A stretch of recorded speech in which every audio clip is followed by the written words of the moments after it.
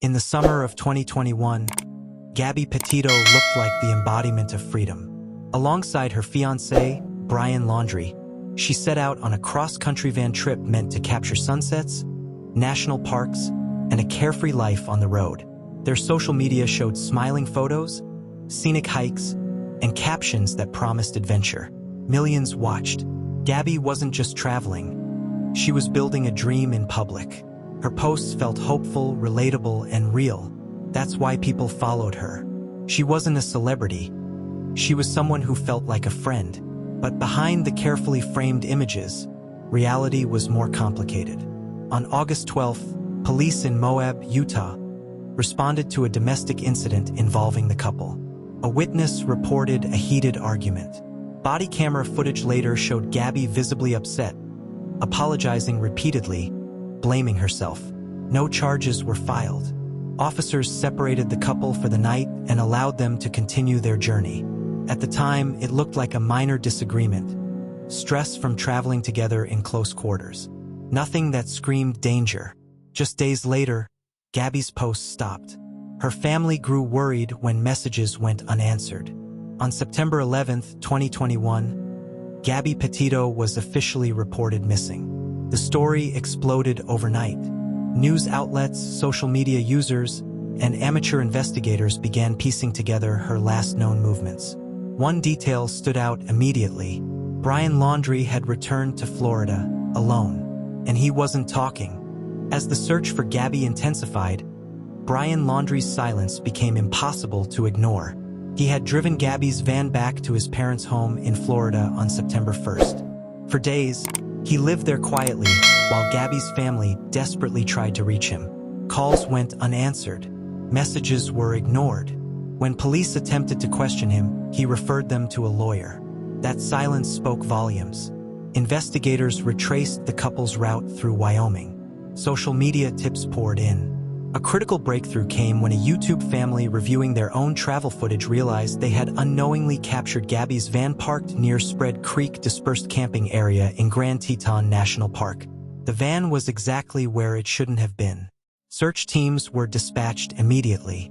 On September 19, 2021, authorities confirmed the devastating news. Human remains consistent with Gabby Petito had been found. The cause of death was ruled a homicide. The nation was stunned, but not surprised. Now, the focus shifted entirely to Brian Laundrie. But just as pressure mounted, he disappeared. His parents reported him missing on September 17th. A massive manhunt began, stretching across Florida nature reserves. The case that had already captivated the country took another dark turn. Two people had gone on a journey together. Only one came back.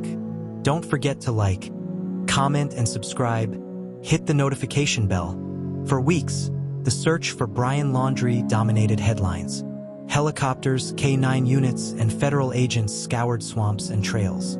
Protesters gathered outside the Laundrie family home, demanding answers. But answers were hard to come by. Investigators released more information about Gabby's final days. The cheerful social media posts masked growing tension. Friends later revealed concerns about control and isolation.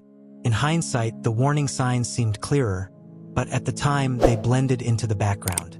On October 20th, the search ended.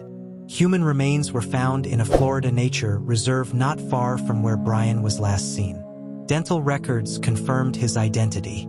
Nearby, investigators discovered a notebook. Inside, Brian Laundrie admitted responsibility for Gabby's death. The confession answered some questions but raised others. There would be no trial, no courtroom confrontation, no chance for Gabby's family to hear the truth directly from the man responsible. For the public, the story shifted from mystery to tragedy. The internet detectives went quiet. The focus returned to Gabby and what her story represented. Gabby Petito's case sparked a national conversation about domestic violence, social media illusions, and the danger of mistaking appearances for reality. Experts pointed to the body cam footage from Utah, replayed countless times by analysts and viewers alike. What once seemed like an awkward encounter now looked painfully revealing. Gabby's distress, her self-blame, the imbalance in the relationship. The signs had been there. Gabby's parents turned grief into advocacy. They launched the Gabby Petito Foundation to help locate missing persons and support victims of domestic abuse. Laws and policies began to be discussed. Awareness campaigns gained momentum. Her story became more than a headline, it became a warning. Not every dangerous situation looks dangerous. Not every smile means safety. Today, Gabby Petito is remembered not for how she died, but for who she was. A young woman with dreams of exploration, a daughter deeply loved, a voice that, even in silence, sparked change. Her story reminds us that social media shows moments, not truths, that danger can hide behind curated photos and smiling faces, and that listening, really listening, can save lives. Millions watched Gabby's journey unfold online. The world saw the adventure, but now we see the lesson. And that lesson endures long after the van stopped moving and the cameras stopped recording.